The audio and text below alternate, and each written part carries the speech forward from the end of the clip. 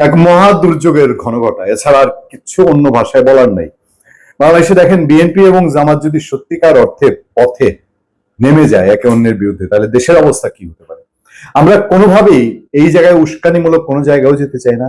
হিসাব ভিন্ন, বিএনপি ভুল করছে কিনা, জামাত ভুল করছে কিনা, বা আওয়ামী লীগকে বাইরে রাখা হয়েছে সেটার ভবিষ্যৎ এফেক্ট কি, সেগুলো ভিন্ন আলোচনা। কিন্তু বর্তমানে দেশের ভেতরের মানুষটা যেই টেনশনে, এটা গৃহযুদ্ধ হোক বা এটা অন্য কোনো ফর্মে একটা সংঘাতময় রক্তক্ষয় শুরু হোক, বা ভেতর থেকে যারা খেলে এটাকে পাকিস্তান বানাতে যাচ্ছে, যারা মনে করে যে এখানে বিএনপি এবং জামাত এখন হলে পরেই এটা একটা পাকিস্তান পরিস্থিতি তৈরি হবে, এবং জামাত এবং বিএনপির মধ্যে যদি এরকম কেউ থেকে থাকে তাতে সুবিধা আছে, আমেরিকা এখানে লুফে নিবে, সারা পৃথিবীতে এই কাজ আমেরিকা করছে।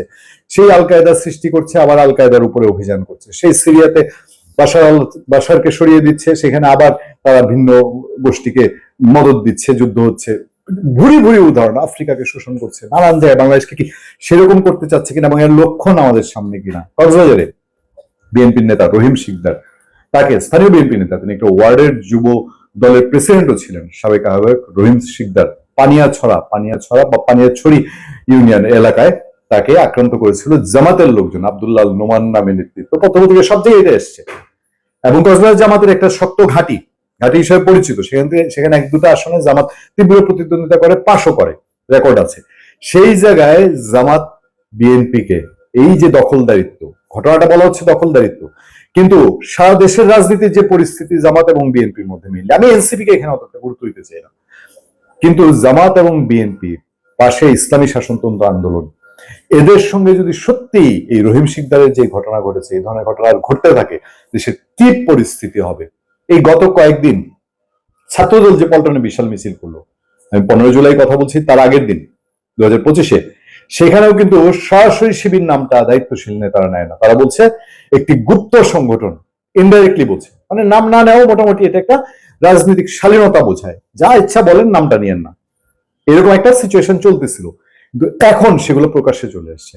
স্বেচ্ছাসেবক দল প্রোগ্রাম করেছে, শাহবাগে অবস্থান করেছে, ঘেরাও করেছে। সেখানে কি বলা হচ্ছে? সেখানে শুধু জামাতি ইসলামী না, সেখানে আপনার ইসলামী শাসনতন্ত্র আন্দোলন, ইসলামী ছাত্র শিবির, তাদেরকে নিয়ে একদম কড়া ভাষায় কথা বলেছে স্বেচ্ছাসেবক দলের নেতারা।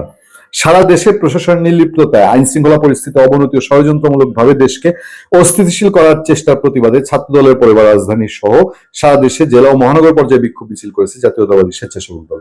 কেন রে বাবু? এই যে মবে পড়ে মানুষজন যেভাবে আক্রান্ত হয়েছে, ওই বিএনপি তো কখনো এরকম অবস্থান করে না। আইন শৃঙ্খলা পরিস্থিতি তলানিতে যেতে যেতে কোথায় গিয়েছে? সরকারের কোনো ইন্টারেস্ট, বরং সরকারের লোকজন মবকে আরো প্রশ্রয় দেওয়ার মতন উপক্রম। সেইখানে বিএনপি এতদিনে কেন নিজের গায়ে পড়েছে? তাই একটা কথা বলে না যে শহরে আগুন লাগলে দেবালয় রক্ষা পায় না। তো বিএনপি বুঝতে পারছিল না যে এই আগুন কোথায় যাবে। যাদেরকে নিয়ে খেলা হয়েছে তারা মনে করেছে আওয়ামী লীগ পিটাক, মব দিয়ে আওয়ামী লীগ পিটাক। আমরা অনেকবার বলেছি এর একদিন আপনাদের কেউ খাবে, এখন ওনারা আছে, ঠিক আছে বলছে। তারপরে যে জায়গাটায় আমরা উল্লেখ করতে যাচ্ছি, এই কর্মসূচি থেকে জামাতে ইসলামী, ইসলামী আন্দোলন বাংলাদেশ এবং জাতীয় নাগরিক পার্টি এনসিপি কে সতর্ক করে বলা হয়, দেশের স্বার্থে, জাতীয় ঐক্যের স্বার্থে বিএনপি অঙ্গ সংগঠনগুলো ধৈর্য ধরে আছে, তবে ধৈর্যের বাঁধ ভাঙলে এর পরিণতি ভয়াবহ হবে। এদিকে বৃহস্পতিবার একই বিষয়ে সামনে রেখে রাজধানীতে বিক্ষোভ মিছিল করেছে যুবদল। ভয়াবহ পরিণতি বলতে বাংলাদেশের রাজনীতিতে মানুষ কি বুঝে? ভয়াবহ পরিণতি কি, কাকে মিন করে রাজনৈতিক দলগুলো? আর সেটা যদি যুবদল, স্বেচ্ছাসেবক দল তারা হয়, আমরা বুঝি, আপনারা বোঝেন, তাহলে সেই ভয়াবহ দিকে কেন যেতে হবে, টার্ন করতে হবে? বিএনপি এই জায়গাটায় যদি এখন মনে করে থাকে যে তারা একদম দেয়ালে পিঠ থেকে গেছে, আর ইলেকশন একটা গুরুত্বপূর্ণ ইস্যু হবে, বিএনপি এখনো পাবলিকলি বলে যাচ্ছে ইলেকশন ফেব্রুয়ারিতে হবে। প্যাচটা কোথায় দেখেন? তারেক রহমানের সঙ্গে মিটিং হয়েছে ডক্টর ইউনূসের, 1 মাস পার হয়ে গেছে, এখন পর্যন্ত সরকার, ইলেকশন কমিশন কেউ আনুষ্ঠানিকভাবে বলেছে? কক্সবাজারে জামাত মারল বিএনপি নেতাকে, ঢাকায় যুবদলের নেতার হুঙ্কার। নির্বাচন স্পষ্ট, কোনো বাট কিন্তু ছাড়া। উনি তো এটা কখনো বলেন নাই, তার লোকজনও বলে নাই, দায়িত্বশীল লোকজন মনে, কোনো উপদেষ্টা বলে না। একজন উপদেষ্টা যদি বলতো ঠিক আছে এখন তো আমাদের হাতে সময় কম, যা করেন ভাই সংস্কার টংস্কার গোছায় ফেলেন, বিচারটা করে ফেলতেছি, আসেন সবাই মিলে নির্বাচনের জন্য ঝাঁপায় পড়ে, নির্বাচন পরিবেশ কেমনে হবে না, তা ওনাদের তো টেনশনে আছে, রাতে ঘুম হারাম কিনা যে আওয়ামী লীগ বাইরে রেখে নির্বাচন কেমনে করবো, আওয়ামী লীগ বাইরে রেখে নির্বাচন করলে নির্বাচনে কি হতে পারে, কি বলে রাষ্ট্রবিজ্ঞানীরা, চিন্তাবিদরা, গবেষকরা, যেটা টাফ হবে। আর টাফ কোথায় হবে? আওয়ামী লীগ কি ধোয়া তুলসী পাতা, ফেরেস্তা দল? আওয়ামী লীগের মানুষ চিনে না এই জিনিস যে কি। অনেকবার তো বলেছি বিরোধী দলে থাকলে এর আবার একটা ভিন্ন রূপ আছে। তো সেই রূপ যদি ধারণ করে ওই দল, তাহলে নির্বাচনের সময় তারা কি একেবারে হাতে চুরি পরে বসে থাকবে? এরকম সিচুয়েশন হবে। বাংলাদেশে বিএনপির সবচেয়ে বড় মানুষটা, জামাতে ইসলামের সবচেয়ে বড় মানুষটা বোধহয় মনে করে না। আর পুলিশ বাহিনী এখন যে সিচুয়েশন আছে, এই সিচুয়েশনে তো এই জন্য নির্বাচনের দিকে তাদের অত একটা একটা হিম্মতও লাগে। একটা গভর্নমেন্ট যে একটা নির্বাচন, নন পলিটিক্যাল একটা গভর্নমেন্ট একটা নির্বাচন তুলে আনবে, এটার জন্য তার নিজের একটা গার্ডসের প্রয়োজন আছে না? এখন এই সরকার খেলতে পারে, বিশ্বমানের খেলোয়াড় হতে পারে। গল্প দিয়ে শেষ করি।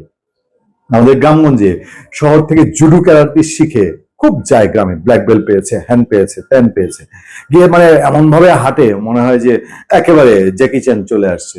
হ্যাঁ, মানে একদম চায়না থেকে এসছে, সেরকম ভাবে হাঁটাহাঁটি ভাবটা। গেঞ্জাম একটা লাগুক, লাললে পরে বাঁশের লাঠি নিয়ে গ্রামের রাখালটা যখন দৌড়ান দেয়, কই ব্ল্যাক বেল্ট আর কই ব্লু বেল্ট কই যায়? মানে এই সরকার বিশ্বমানের খেলোয়াড় খেলতে আসছে বাংলাদেশের ফিল্ডে। এইখানে মেসি এসেও বাংলাদেশে খেললে, বাংলাদেশের ফুটবল খেলার মাঠগুলো দেখেন না গ্রামগঞ্জে, মেসি মেসি থাকবে কিনা সন্দেহ আছে। ভালো থাকবেন, সুস্থ থাকবেন। আপনাদের সাথে আমি আতিক রহমান পূর্ণিমা।